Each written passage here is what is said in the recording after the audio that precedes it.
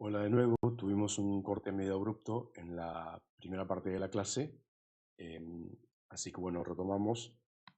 El próximo punto que vemos en esta temática es la regresión no lineal. La regresión no lineal generaliza relativamente bien respecto de la regresión lineal, solamente que nuestro modelo es una función no lineal. Esto, bueno, se ajusta de muchas maneras. Podríamos decir que hay dos técnicas principales. La primera es hacer el ajuste respecto de un espacio donde la variable dependiente está warpeada por la función inversa. O sea, por ejemplo, si nuestro objetivo es hacer la regresión respecto de un polinomio cuadrático, entonces aplicamos la raíz cuadrada a los valores de la variable dependiente, hacemos un ajuste lineal y luego volvemos elevando todo al cuadrado.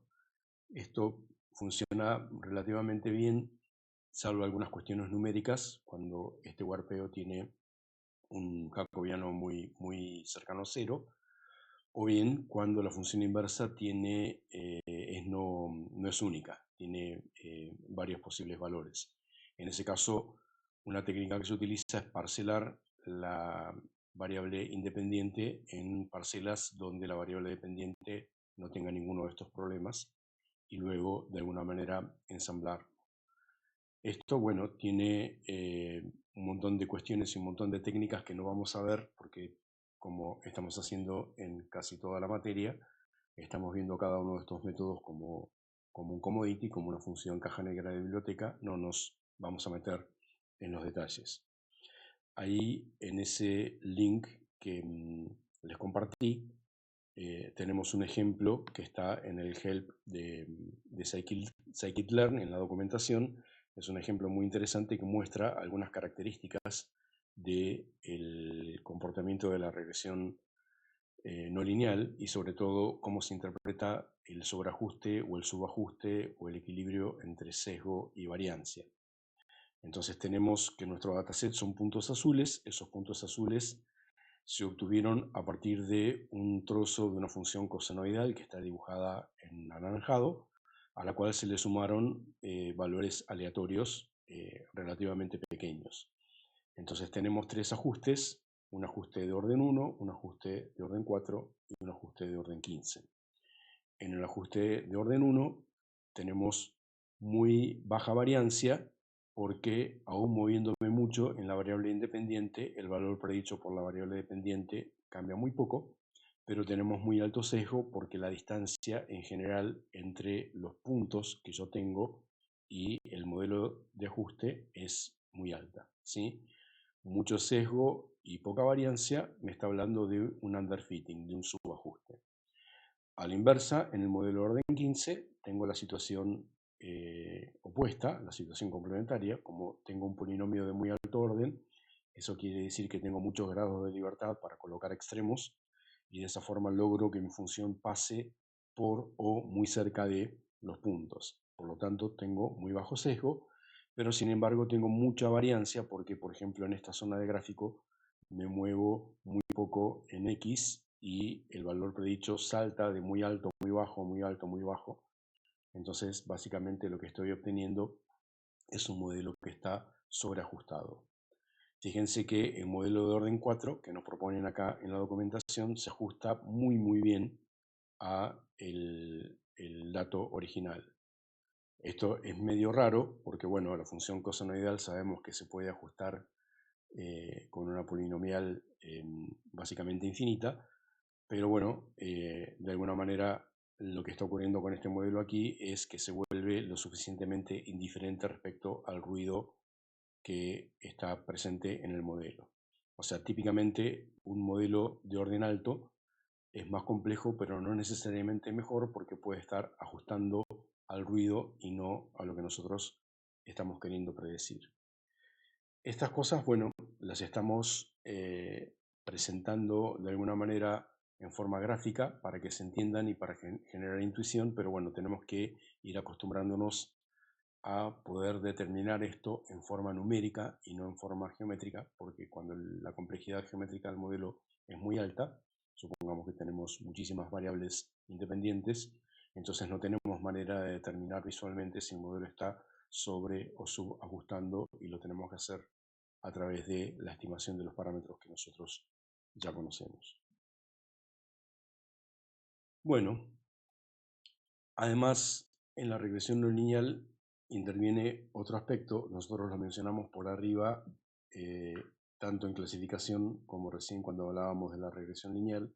Estamos hablando de la regularización. Básicamente la idea de la regularización es la de tener un mecanismo que nos permita controlar la complejidad del modelo final, haciendo una relación de compromiso entre la calidad del modelo y la complejidad del modelo. Esto en la regresión es muy importante, porque un modelo de regresión que mejora unos pocos puntitos su correlación o baja un poquitito su error cuadrático, pero requiere muchas cuentas, es inadecuado por varios motivos. Bueno, las técnicas usuales, las técnicas que se propusieron a lo largo de la historia de la estadística para regularizar modelos de regresión, todas se basan en el modelo más conocido, el modelo más popular, que es el Least Absolute Shrinkage and Selection Operator, también conocido como LASSO, que básicamente lo que hace es a cada término del modelo de regresión le agrega un coeficiente, y luego lo que busca es maximizar obviamente el ajuste del modelo o minimizar el error, pero con la restricción de minimizar también la sumatoria de los valores absolutos de los coeficientes de cada uno de los términos del modelo de regresión. O sea, es como que yo ahora me represento mi modelo de regresión lineal o no lineal, como lo vimos más arriba, ¿sí? Y predicho es una constante más un término de primer orden de la variable independiente más un término de segundo orden, o un término de primer orden por la primera variable independiente más un término de primer orden por la variable segunda independiente, etcétera, etcétera. Bueno, cada uno de esos términos, a cada uno de esos sumandos, le pongo un gamma, ¿sí? Gamma 1, gamma 2, gamma 3. Y luego hago la sumatoria de los valores absolutos de todos esos gamma. De esa manera, tengo para cada término una relación de compromiso entre maximizar el ajuste del modelo y minimizar la cantidad de factores que tiene el modelo. Y obtengo un punto de equilibrio que no necesariamente es único, no nos pasa como con cuadrados mínimos, donde el punto de equilibrio es único, sino que en función de coeficientes que yo le dé a la regularización, me va a decir, bueno, con estos términos alcanzo a ajustarte de esta manera, si me das para un poco más de términos, ajusto un poco mejor. Bueno, como estamos haciendo la sumatoria de los valores absolutos de cada uno de estos coeficientes, se dice que el lazo es una regularización L1, como nosotros vimos en su momento la norma 1, o la distancia en cuadras, por decirlo de alguna manera, o la distancia de Manhattan. Básicamente está sumando el valor absoluto de cada uno de los coeficientes de regularización. Hay una técnica alternativa que se llama la Ridge Regularization, donde básicamente yo pongo a todos los coeficientes de regularización como si fuesen un vector de n dimensiones, donde n es la cantidad de términos del modelo de regresión, y básicamente lo que busco es que ese vector tenga el menor módulo posible. Entonces ahí tendría una regularización L2, o sea, de distancia euclídea. Luego hay un método que se llama ElasticNet, que tiene un término de regularización L1 y un término de regularización L2, y se fija cuál es el mejor. Y bueno, ya se dan cuenta cómo es el juego. Es posible hacerlo para norma infinito, o tener uno combinado que tenga norma 1, norma 2, norma infinito. Bueno, sobre esto obviamente hay mucha bibliografía, no podemos ni siquiera mencionar todos los métodos que hay, son todos importantes, son todos valiosos, no nos alcanza el tiempo. Sí es importante, por ejemplo, hablar de todos los que están en esta lista, hablar de RANSAC, porque RANSAC está de alguna manera relacionado con la eliminación de atípicos que vimos recién en el ejemplo, donde teníamos puntos grises y azules y la recta de ajuste roja o azul.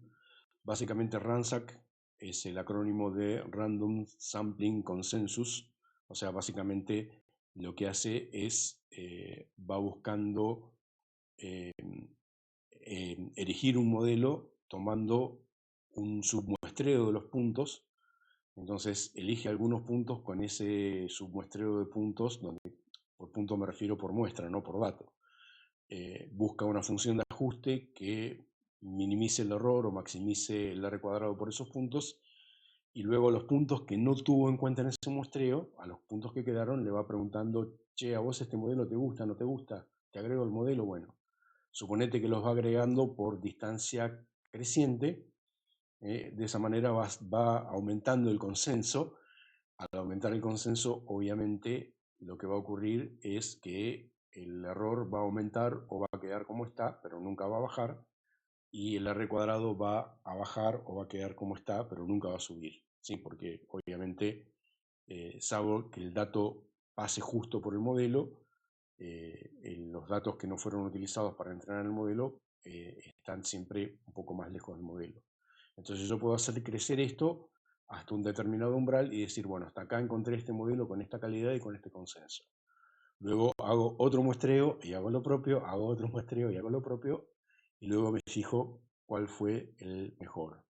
¿Sí? Estas técnicas son bastante voluminosas computacionalmente, pero son tremendamente efectivas. O sea, cuando uno mira en datasets que, digamos, el ojo lo ve, porque el ojo ve espirales o ve cosas raras, etcétera, etcétera, y cualquier regresor que vos le das, se la da en la pera porque no tiene manera de encontrar de qué forma, etcétera, etcétera. Bueno, vos le das un ransack y hay veces, muchas, que el ransack te encuentra lo que el ojo está viendo. Bueno, obviamente estos métodos son métodos paramétricos porque se basan siempre en cuestiones de la estadística, pero hay veces que necesitamos regresiones no paramétricas, por ejemplo, cuando queremos hacer un regresor y las variables independientes son no numéricas, son variables nominales, por ejemplo. Ahí no hay correlación de Pearson que valga, no hay distancia euclídea que valga. Entonces, ahí, ¿qué es lo que hacemos? Adaptamos nuestros métodos de clasificación para utilizarlos como métodos de regresión. Esto es lo típico que se hace, por ejemplo, con los árboles de decisión, ¿sí? Hay una variante de los árboles de decisión que se llaman CART, Classification and Regression Trees, que básicamente adoptan la misma idea de los árboles de decisión, pero para regresiones.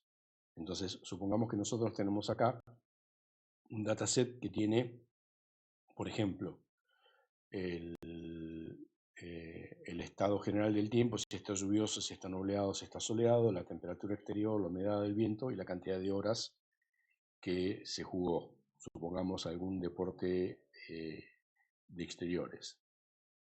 Entonces, bueno, ¿cómo hacemos para poder hacer una regresión de esta variable objetivo numérica a partir de estas variables que son nominales? Perdón. Bueno, nuestro modelo de clasificación utilizando árboles de decisión lo que hacía era ubicar cuál de estas variables independientes era la que, cuando yo dividía el dataset en dos subdatasets, maximizaba la ganancia de la información, o sea, reducía la entropía del conjunto de variable objetivo de la mayor manera. En nuestro caso, lo que vamos a hacer es minimizar el desvío estándar de los datasets que nos quedan. O sea, supongamos que, por ejemplo, proponemos que la temperatura sea la que me divida a este dataset en subdatasets. Entonces, vamos a tener que esta tabla se va a particionar en 3 tablas en las cuales la temperatura desapareció. En esas 3 tablas vamos a tener nuestra variable dependiente numérica. Entonces evaluamos para cada una de esas 3 subtablas el desvío estándar, sumamos esos 3 desvíos estándares y nos fijamos cuánto hemos ganado en reducir el desvío estándar total. O sea, en vez de ganancia de información, lo que tenemos acá es reducción del desvío estándar. Y luego, recursivamente, para cada una de las subtablas, buscamos la variable independiente que nos maximice la reducción del desvío estándar, etcétera, etcétera. Esto es lo que aparentemente se ha hecho en este ejemplo que encontré por ahí. Entonces, bueno, parece ser que la variable que más ordena o más prolija a los datasets en subdatasets es el estado general, si es lluvioso, nublado o soleado. Luego tenemos que, si es soleado, la segunda variable es si está ventoso o no está ventoso. Y si es lluvioso, si la temperatura es fresca, caliente o mediana. Finalmente, cuando llegamos a un nodo hoja, el valor predicho será seguramente alguna media o alguna tendencia central ponderada de los valores que estamos teniendo en los nodos que tenemos acá. O sea, recordemos que este producto de datos, el árbol de decisión, también tiene sus regularizaciones. Una regularización es la profundidad, otra regularización es, por ejemplo, en este caso el desvío estándar. Si nuestro subdataset tiene un desvío estándar muy pequeño, no vale la pena hacer un split en subdatasets. ¿Sí? Si está todo muy cerquita, tenemos valores muy parecidos. Para ahí seguramente es lo que ocurrió acá con el caso nublado, entonces ahí lo dejamos. Bueno, lo mismo se puede hacer, afortunadamente, con prácticamente todos los modelos de clasificación que hemos visto. Por ejemplo, en K vecinos más cercanos, lo que hacemos es ubicamos los K vecinos más cercanos en el espacio de parámetros utilizando distancia euclídea, distancia de Mahalanobis, valores normalizados, valores estandarizados, todo tal cual hicimos con clasificación, pero ahora cada uno de los vecinos más cercanos tiene un valor numérico, entonces hacemos alguna tendencia central ponderada de los valores numéricos de los K vecinos más cercanos. Una técnica muy utilizada es que nuestra función convexa de ponderación sea la distancia inversa, o sea, de los K vecinos más cercanos a aquellos más alejados aportan menos al valor final y los vecinos más cerca de los K vecinos más cercanos aportan más. Bueno, también tengo support vector machines, en este caso la regresión por máquina de vector soporte se hace, en vez de utilizar la idea de la máxima separación posible que nosotros vimos, lo que hacemos es minimizar el margen de error, o sea, nuestro modelo sigue induciendo a través de funciones kernel o no una función fringe, una función de margen, pero en este caso la función de margen es el error de la predicción. Tenemos también un modelo bayesiano, una regresión bayesiana. La regresión bayesiana se basa en tener una densidad a priori para la variable dependiente. Entonces, básicamente con esa probabilidad a priori de la variable dependiente y los valores del modelo, inducimos una una probabilidad a posteriori utilizando el teorema de Bayes. O podemos utilizar redes neuronales que se entrenan a partir de generar un valor de activación de la función de salida en términos de las activaciones de las entradas que generan las variables independientes. O sea, básicamente tenemos exactamente los mismos modelos de clasificación, pero en este caso aplicados a modelos de regresión. Insisto, esto es muy importante cuando estamos trabajando con datasets que tienen variables independientes nominales o cuantitativas, o, ordinales, o una mezcla. ¿Sí? Tenemos un poco y un poco, y por lo tanto ninguna técnica paramétrica nos va a dar resultado. Bueno, al igual que nos ocurrió con los otros métodos, vamos a tener acá un trabajo práctico donde tenemos que elegir un ejercicio de un conjunto de ejercicios optativos, o bien plantear algún ejercicio de regresión de algún dataset que ustedes conozcan, lo plantean a la cátedra como una alternativa posible y en este caso lo vemos. Sí, al igual que en los casos anteriores, cada uno de los ejercicios que vamos a ver ahora tiene verde, amarillo, rojo. En el caso de verde pueden trabajar solos o solas, y pueden aplicar más de un modelo o aplicar más de un parámetro de calidad y explorar alternativas. A la inversa, si el semaforito está en rojo, eso quiere decir que el dataset es muy grande o el modelo es muy complejo, entonces trabajen en grupos de dos y aplican un único modelo. Bueno, lo que ustedes ya han visto en los ejercicios anteriores. El ejercicio 1 Es muy sencillo, tenemos 506 observaciones de precios de venta de casas en Boston. Cada casa tenía 14 variables, como por ejemplo la ubicación o el barrio o la cantidad de habitaciones o las amenities que tenía la casa, y el objetivo obviamente es encontrar un modelo de regresión que nos permita predecir el precio de venta de una casa cualquiera y también conocer la influencia de cada una de las variables, o sea, qué es lo que más incide en el precio: el barrio, las amenities, la cantidad de habitaciones, etc.